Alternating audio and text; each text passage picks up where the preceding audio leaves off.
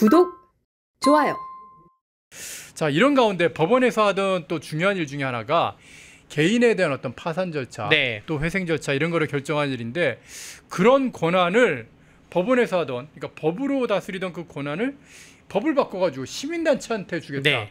지금 그렇게 이재명 정부가 추진하면서 지금 논란이 아주 크게 일고 있다고요. 네, 제가 저게 이재명 정부의 어떠한 공약집에 있던 내용인가? 예. 왜냐면 선거하면서 한 번도 못 들어본 내용이거든요.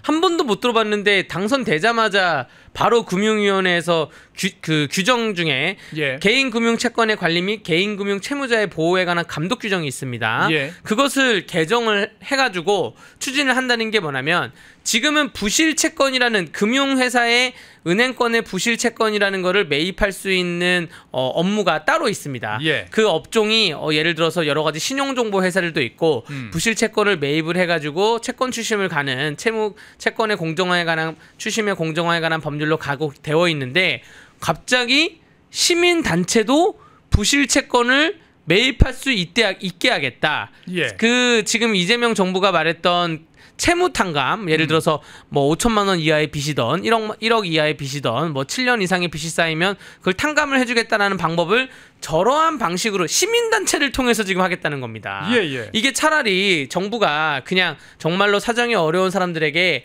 세금으로 해주던가 아니면 후원을 받아가지고 정부가 해주던가 이러면 깔끔한데, 예. 혹은 은행들한테 다른 이익을 줄 테니 이런 거는 좀 정리를 하자라고 하면 깔끔한데, 그럼 사실 그렇게 하는 게 그 민주주의는 아닌데, 시장경제주의는 아닌데, 근데 희한하게 시민단체가 들어와서, 정확히 말하면 비영리법인입니다. 예. 비영리법인에게 채권 매입을 허용하겠다. 비영리법인에게 금융업을 좀 주는 것이거든요. 예.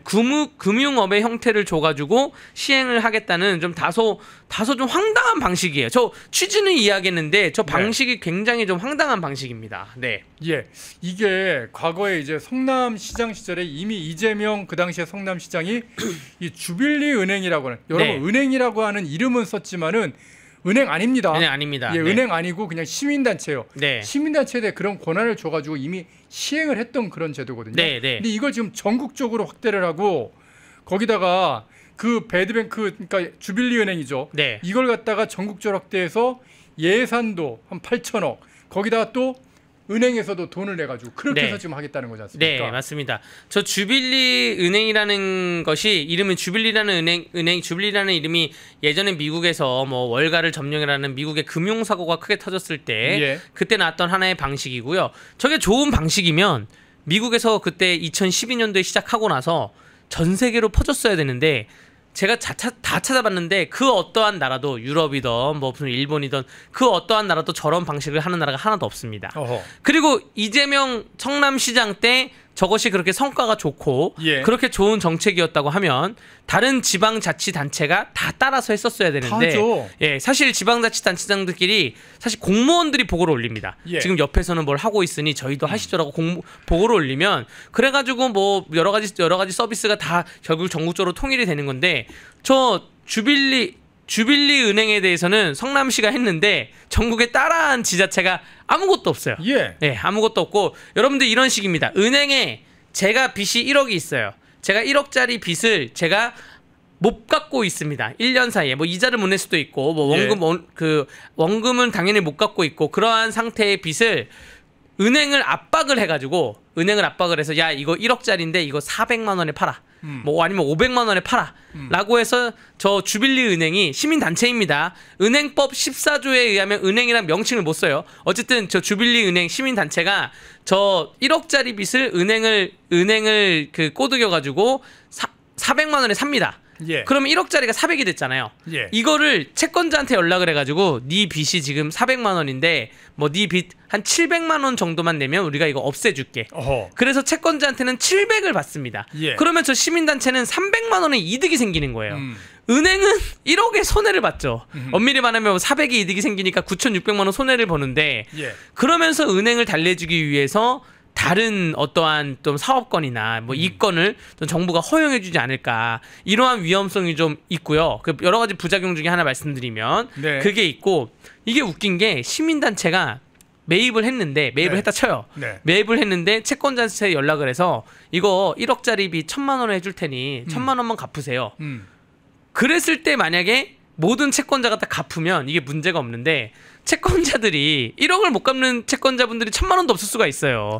안 갚겠다. 예. 사실 그렇게 됐기 때문에 저는 주빌리 은행이 저러한 정책이 전국적으로 확산이 못 됐다고 보여지는 건데 결국 채권자들이 빚을 안 갚으면 시민단체가 갖고 있는 저 시민단체 자체가 빚이 생기는 거거든요. 저거는 예. 어떻게 할 것이냐 어허. 라는 것에 대해서 제가 지금 두서없이 조금만 더 말씀드리자면 그래서 주빌리 은행도 문제가 좀 있습니다. 네. 무슨 문제가 있냐면 성남FC 후원금 의혹으로 압수수색을 당했어요. 예. 저게 뭐냐면 성남FC 사건 지금 대통령이 재판받다가 정지받은 사건. 예. 그게 성남FC가 기업들에게 약 160억 원의 후원금을 받고 네. 그 대가로 성남시는 기업들에게 인허가를 좀 쉽게 해줬다는 것이거든요. 맞습니다. 무슨 뭐 건설회사 뭐 이렇게 뭐 등등이 있는데 예. 근데 이 중에 한 업체가 이 후원금을 성남FC에 내지 않고 주빌리 은행에 냈어요. 예. 주빌리 은행에 내가지고 제가 아까 말씀드렸듯이 시민단체예요. 주빌리 은행이. 근데 성남시장이 야 후원금 내 우리가 인허가 해줄게 해서 주빌리에 후원금 내 주빌리로 기업에서 한 50억이 들어왔습니다. 예. 지금 정확한 거는 39억이 들어왔는데 어쨌든 50억이 들어와서 시민단체가 그거 가지고 은행에 있는 채권을 또 압박해서 매입한 다음에 네. 자 채권자가 돈을 안 갚잖아요. 예. 그래도 시민단체에는 몇십억이 있을 수가 있는 거예요. 그러면 시민단체만 배불려주는 꼴이 됩니다. 그렇게 되겠죠. 여러분들 시민단체가 하는 일이 결국 인건비로 나갈 거 아니에요. 예. 인건비 무슨 법인카드 이런 걸로 나갈 것인데 정말 그 말도 안 되는 정책을 그러니까 제가 뭐 이게 FC의 이제 그 후원금 그 자료인데 이게 이제 FC로 곧장 간 게 있고 예. 주빌리 은행 등으로 간 게 있습니다. 그래서 주빌리 은행이 압수수색을 당한 것이고요. 그러면 지금 정부가 이게 성남시 얘기인데 정부가 어떠한 시민단체한테 채권 매입을 줬단 말이에요. 그러면 이런 방식으로 가지 않겠습니까? 아까 예산 나온 게 8천억이라면서요. 네. 8천억 중에서 4천억은 세금이고 네. 나머지 4천억은 네. 은행으로부터 받을 거라고 그러지 않습니까? 네. 어쨌든 그 8천억이라는 돈이 시민단체로 가는 거잖아요. 그렇죠. 네. 시민단체로 가고 후원도 받을 거예요. 저 주빌리 은행의 그 자체적으로. 예, 블로그 같은 게 보면 다 후원 계좌고 막 이렇게 예. 돼 있습니다. 자체적으로 후원을 받아가지고 아니 그러니까 저게 결국 불우유토끼를 하면서 중간에 누가 돈을 버는 그런 구조가 아닌가. 아하. 예를 들어서 제 친구가 제 지인이 나 은행에 빚이 좀 있는데 예. 대규야 너가 좀 대신 갚아줘. 내 빚이 1,000만 원짜리인데 그게 100만 원만 내면 갚을 수 있대. 뭐 이래서 그래 도와줄게. 이렇게 직거래로 도와주면 되는데 중간에 시민단체가 껴가지고 거기서 일부를 갖다가 예, 먼저 선으로 돈을 받고 어허. 여기서 그 쓸 건 쓰고 안 쓰고 이러한 구조로 가면 이거 지금 금융위에서 금융을 감독하겠다는 사람들이 금융을 더 어지럽게 만들고 있는 형국이거든요. 가장 문제가 되는 게 네. 만약 시민단체가 돈을 8천억을 갖다 이제 집행할 수 있는 권한이 생긴 거지 않습니까? 네. 8천억 가지고 이제 부실 채권들을 매입을 한단 말입니다. 네. 근데 그 부실 채권을 매입할 때 어떤 기준으로 할 거냐 이거죠. 그러니까요. 예, 맞습니다. 그게 네. 제일 저는 심각한 문제일 것 같아요. 네, 맞습니다. 그 뭐 은행별로 음. 부실 채권에 대해서 그 포인트가 약간씩 다를 텐데 기간으로 보냐, 뭐 퍼센티지로 보냐, 혹은 이런 경우도 있습니다. 우리가 세금을 보면 돈이 많은데 세금을 안 내는 탈세범들이 있잖아요. 예. 돈이 많은데 채권을 안 갚는 사람들이 있어요. 뭐 이런 사람들에 대해서는 또 어떻게 할 것이냐 또 생각이 들고 이제 시민단체는 이제 8천억이라는 예산이 있으면 예. 이거를 시민단체 한두 개가 다 갖고 가진 않을 거예요. 제가 보기에 한 줄을 서시오 이제 할 겁니다. 어허. 자, 우리가 이거 뭐 20개로 쪼갤지 20개로 쪼개서 너네한테 400억씩 나눠줄지 어허. 아니면 뭐 40개로 쪼개가지고 뭐 200억씩 20억씩 나눠줄지 400개로 쪼개서 20억씩 나눠줄지 우리한테 잘해 줄을 서시오 그럼 해가지고 그 시민단체는 모두 다 이재명 이 정부를 갖다가 적극적으로 지지하는 네. 그런 단체가 되겠죠. 예, 그러면서 자 시민단체라는 게 이 노하우가 있어야 되잖아요. 근데 예. 시민단체가 일단 뭐 금융에 대한 노하우도 제가 없을 뿐더러 시민단체가 이제 만들겠죠. 이제 생겨나기 시작하겠죠. 아하. 이제 지금 그 이재명 대통령 당선하는 6월 3일부터 준비 시작해서 시민단체가 엄청나게 생겨나서 아마 나도 저 사업을 하겠다. 나도 저 주빌리 은행에 무슨 지불을 맡겠다라는 식으로 엄청나게 우후죽순으로 생기지 않을까 생각이 됩니다. 이거 생각해보니까 이거 지금 갑자기 떠오른 건데 비슷한 게 약간 그 문재인 정부 때 있었던 예. 뭐 그 결은 다르지만 문재인 정부 때 있었던 울타리 사업이 있거든요. ASF 아프리카 돼지열병 울타리. 그때 전문가들이 지금 저것도 전문가들이 반대하고 있고 예. 전문가들이 아프리카 돼지열병 그 멧돼지는 울타리로 못 막습니다. 라고 했는데 그 수석보좌관 회의에서 한두 명이 엄청 강력하게 무조건 울타리로 막아야 된다라고 해서 예산이 몇 천억이 내려왔고 근데 울타리 업체가 없는 거예요.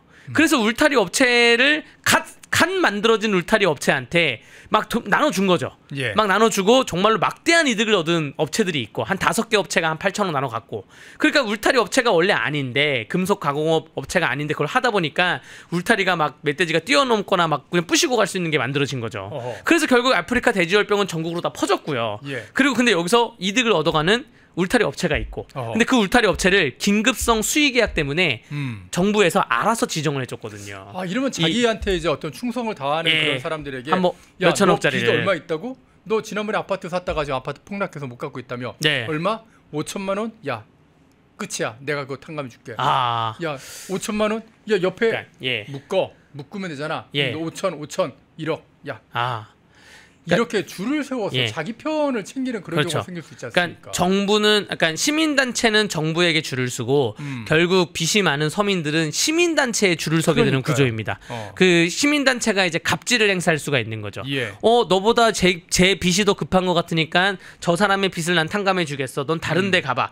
이런 식으로 악용될 수도 있다라는 것입니다. 전 주빌리 은행이라는 거를 제가 뭐 성남시에서 제가 기억나는 거는 모라토리엄밖에 없어요. 예, 예. 지급 유예밖에 없는데 뭐 지급 유예를 해놓고 나서 주빌리 은행이라고 저는 사실 대선 끝나고 알았거든요. 예. 대선 끝나고 금융위에 저 발표가 있는 거 보고 알았는데 저는 그렇게 생각합니다. 제가 모를 정도고 우리 펜앤마이크에 이렇게 국가를 생각하고 관심 있는 분들이 모를 정도인데 우리가 처음 알았다? 그러면 좋은 정책이 아니에요. 어허, 예. 맞습니다. 그렇게 보여지고 저 당시에 이제 유종일 주빌리 그 은행도 아닙니다. 시민단체입니다. 시민단체 대표죠. 예. 명칭이 이제 은행장으로 하는 저 분도 사실 좀 그동안의 인터뷰를 보면 좀 보수의 시각으로 봤을 때는 논란이 좀 있는 그러한 발언을 되게 많이 하셨던 분입니다. 네. 예. 뭐, 뭐 어떤 발언들을 하셨는데요? 한미 FTA를 일단 적극적으로 반대를 했고요. 미국과의 수교를 맺는 한미 FTA를 지금도 아마 거기에 대해서는 입장을 좀 명확히 물어봐야 되는데 저분이 만약에 금융 쪽에 대해서 업무를 한다 그러면 인사청문회를 할 기회가 없기 때문에 확인할 수 없겠지만 예. 한미 FTA를 엄청 반대했고요.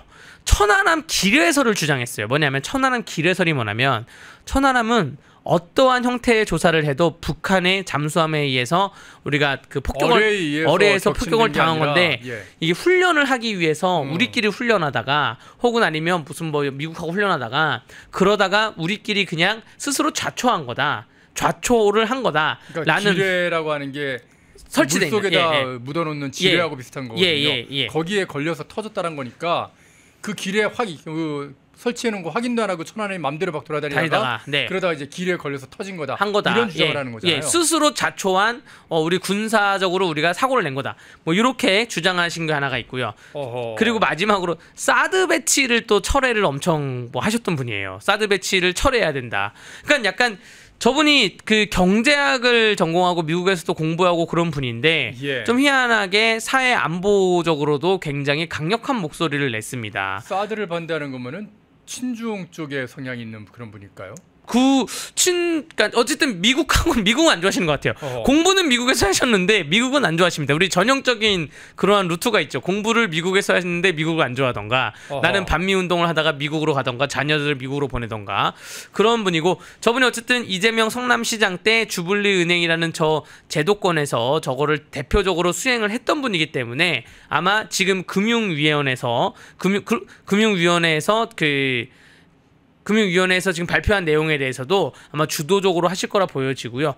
다 그 빚 탕감에 대해서는 저는 그렇게 생각합니다. 그 탕감에 대해서는 탕감을 할 빚은 탕감을 해줘야 되죠. 뭐 악덕 고리업자다. 아니 근데 그 빚을 탕감하는 그런 일을 아까 우리가 시작하면서도 분명히 얘기했지만 법원에서 다 하잖아요. 합니다. 네. 우리 정부에도 분명히 제가 알고 있기로는 신용회복위원회 있죠. 이런 조직이 있어가지고 개인의 어떤 도저히 그 빚을 감당할 수 없는 네. 분들을 파산시켜주거나 회생시켜가지고 네. 탕감해주는 제도가 다 있지 않습니까? 맞습니다. 그 신용회복위원회에서 채무조정제도라 그래서 예를 들어서 그 이런 게 있습니다. 사정을 보다 보면 빚이 예를 들어서 1억인데 그거를 10몇 년 동안 계속 갚아왔던 거예요. 이자를 계속 내고 있던 거예요. 그럼 배보다 배꼽이 커지거든요. 그럴 수 있죠. 이미 받아간 돈이 원금을 넘어섰다. 네네. 그러면 저 신용회복위원회에 채무조정을 신청을 하면 조정위원들이 또 조정을 적극적으로 해줍니다. 그래서 채권자를 설득을 하는 거죠. 그러한 악성 채권은 이제 그렇게 가는 것이고 혹은 본인 스스로가 정말 내가 빚을 냈다가 못 갚을 것 같다라고 하면 회생이나 파산을 이용하는데 파산은 빵원이 되는 것이고요. 회생은 한 1억을 꾸면 한 빚이 한 1,000만 원 정도로 줄어듭니다. 그래서 이제 나오고 있네요. 개인 회생의 그 통계 건수가 그 20대, 30대에서는 15%, 31%, 40대 27%, 50대 18% 이렇게 있는데 이 파산은 20, 30대는 잘 안 해줍니다. 벌어서 갚으라 그래서 잘 안 해주고 회생을 신청을 하면 그 요건에 맞게 해서 해주는데 사실 그 제가 회생 그 상담이 많이 왔던 것도 한 2022년 저쯤이었는데 그 젊은이들이 뭐 저도 젊다고 치지만 저 비슷한 또래지만 아니 일단은 빚을 내서 코인에 왕창 투자합니다. 그랬었죠. 네, 근데 코인이 워다다 떨어지면 그러면 바로 그냥 파산 회생 신청을 하는 거예요. 그게 약간 한동안 유행처럼 돼 있었어요. 근데 이거를 만약에 빚을 그러니까 제가 지금 설명드리는 거는 빚을 탕감할 때 빚을 지게 된 원인에 대해서 알아보고 탕감을 해줘야 된다는 것이죠. 그렇죠. 무슨 정말로 부모님 약값이나 혹은 정말 내가 4인 가족이 살 수 없는데 질바닥에 내놨게 돼가지고 어렵게 빚을 구하던가 뭐 여러 가지 사정이 다 있지 않습니까? 빚을 등록금이라던가 뭐 그런 사정을 보고 탕감을 해줘야 돼. 혹은 아니면 정말로 사업가로 창업 자금을 받았는데 창업 지원을 받았는데 사업이 잘 안 풀렸다. 어떠한 뭐 난간에 의해서 우리가 성실하게 열심히 살았는데도 삶이라고 하는 게 항상 가혹할 때가 좀 있지 않습니까? 운이 없고 막 그래서 뭔가 갑자기 재앙이 찾아올 수 있거든요. 그러니까 그런 경우라면 국가에서 어느 정도쯤 뭐 회생을 시켜줄 수 있는 한 번에 재기의 기회를 주는 건 맞다고 생각하죠. 근데 저 국가에서도 저렇게 회생 파산 제도가 있음에도 불구하고 아무런 그 스크린 없이 받아들이는데 자 국가가 하는 게 훨씬 나는 게 뭐냐면 지금 말하는 그 주블리 은행이던 금융위에서 말하는 시민단체가 하잖아요. 지금 국가는 적어도 어떠한 스크린을 하냐 개인이 회생하고 파산을 신청하면 파산 관제인이 선임이 됩니다. 파산 관제인이 변호사 같은 그 전문가들이 파산 관제인이 선임이 돼서 저희가 뭘 하냐면 그 사람의 최근 5년치의 혹은 7년치의 경제 기록을 모든 계좌를 다 봐요. 모든 계좌를 다 봐서 이상한 현금 흐름을 다 잡아냅니다. 혹시 돈을 숨겨놓은 건 아닌가? 아닌가 맞습니다. 뭐 10만 원, 20만 원 옮겨놓은 것도 다 잡아내요. 다 잡아내가지고 이거는 이때는 돈이 왜 생겼죠부터 시작해서 다 잡아내서 그게 소명이 돼야지 회생하고 파산이 되는 거예요. 난 정말로 판사님 정말 저 땡전 한 푼 없습니다. 그리고 다시 그리고 앞으로 이제 어떻게 살겠다 그런 계획도 써내거든요. 앞으로 어떻게 열심히 살겠습니다. 근데 대신 이 빚을 좀 없애주십시오. 땡전 한 푼 없습니다라고 해서 전문가들인 파산관제인이 들어가는데 지금 시민단체한테 어떠한 채권을 인수를 해가지고 그걸 탕감하게 하는 그러한 또 기업의 돈을 받아서 탕감을 하든 세금으로 탕감을 하게 하는 권한을 시민단체한테 준다고 하면 이거 이런 스크린이 되겠습니까? 어떠한 어마어마한 권력이 생기는 거예요. 그럼요. 정말 그 전국에 있는 모든 젊은이들이 어느 시민 단체가 더 잘해줄까 이걸 찾아가지 않겠습니까?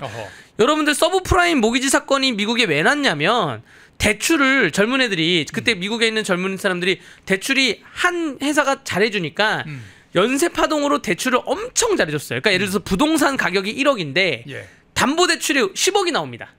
부동산 가격이 올라갈 걸 예상하고 근데 부동산 가격이 안 올라가요. 집을 너무 많이 전화가지고 뭐 이래가지고 결국 연쇄파동으로 다다다 터진 건데 이렇게 정부가 스크린을 하지 않고 이거를 민간하고 시민단체한테 다 넘겨주면 사고가 날 수밖에 없고 그때도 그래서 서로 대출을 잘해주는 사람한테 줄을 서주는 그런 권력이 형성됐는데 똑같이 서로 빚을 탕감해주는 시민단체한테 줄을 설 수밖에 없다. 이거 정말로 제 국민의힘이 국민의힘이 지금 여러 가지 정무적인 일로 바쁘고 하지만 100명의 국회의원 계시지 않습니까? 100명의 국회의원분들이 지금 정무이든 기재이든 정말 락구락구 갖다 놓고 아까 나경원 의원님처럼 내가 국회에서 한 100일은 안 나가겠다. 100일 동안 안 나가고 이재명 정부의 그 뭘 하는지라도 보겠다. 뭐 무작정 반대한다라기보다는 뭘 하는지라도 보고 이게 방향이 그래 방향은 이해하며 제대로 가게 그 견제라도 하겠다. 이거 정말로 그 국민의힘 의원님들이 좀 새겨 들으셔야 됩니다. 저희는 힘이 없잖아요. 국민들은 생각이 있지만 힘이 없고 국회의원들은 힘이 있지 않습니까? 국민의힘이 좀 제대로 좀 금융위를 불러가지고 이거 어떻게 할 거냐? 시민단체한테 왜 주냐? 비영리법인을 거기에 대해서 좀 설득이 좀 있어야 됐다고 저는 보여집니다. 지금 마침 또 국민의힘 원내대표 송원석 의원 같은 경우도 이런 이 경제 전문가시잖아요. 그리고 그런 분들 많이 계시니까. 이 이재명 정부에서 좀 추진하고 있는 그 빚 탕감 정책 겉으로는 굉장히 그럴듯합니다. 국민의 빚을 탕감해 준다고 하는 그런 그럴듯한 정책이지만 그 이면으로 파고들어 보면 그게 사실 이재명에게 줄 서는 이 시민단체를 키우는 거고 그리고 그 시민단체들은 국민들을 줄 세우는 그런 일을 하게 될 거라는 거를 국민의힘에서 좀 잘 좀 싸워주시기를 좀 부탁을 드리겠습니다.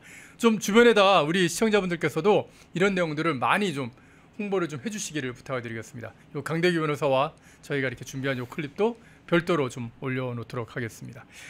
강대규 변호사와 함께 이번 법관 대표의 참 실망스러웠던 그 내용과 함께 이재명 정부의 아주 위험한 이 시도겠죠. 주빌리은행을 전국으로 이제 확산시키려고 하는 시민단체에게 우리 국민의 빚을 추심할 수 있게 하는 권한을 주는 이 제도의 위험성에 대해서 짚어봤습니다. 변호사님 오늘 설명 잘 들었습니다. 네, 감사합니다. 펜앤마이크와 광동이 함께 준비한 광동 루테인 밀크 시슬 혈행 개선, 노화로 인한 눈 건강, 간 건강. 펜앤마이크 TV 단독 할인 2개월분 한 박스에 3만원, 6개월분 세 박스에 84,000원. 펜앤마이크 구독자 전용 댓글 상단 할인 링크에서 구매 가능합니다. 전화 문의는 1661-6915, 전화 문의는 1661-6915. 펜앤마이크와 광동이 함께 준비한 광동 면역보감 데일리 스틱 2024년 건강기능식품 대상 높은 흡수율, 휴대와 섭취가 간편한 스틱형 펜앤마이크 TV 단독 할인 1개월분 한 박스에 33,000원, 3개월분 세 박스에 9만원. 펜앤마이크 구독자 전용 댓글 상단 할인 링크에서 구매 가능합니다. 전화 문의는 2661-6915, 전화 문의는 2661-6915. 펜앤마이크와 광동이 함께 준비한 광동 혈당혈압 콜레스테롤 케어 솔루션 식후 혈당 상승 억제, 체지방 감소, 혈중 콜레스테롤 개선, 높은 혈압 감소. 펜앤마이크 TV 단독 할인 1개월분 한 박스에 25,000원, 3개월분 세 박스에 66,000원. 펜앤마이크 구독자 전용 댓글 상단 할인 링크에서 구매 가능합니다. 전화 문의는 1661-6915, 전화 문의는 1661-6915. 펜앤마이크에서 추천하는 영상도 보고 가세요. 다른 영상도 즐기시려면 구독 버튼을 꼭 눌러주세요.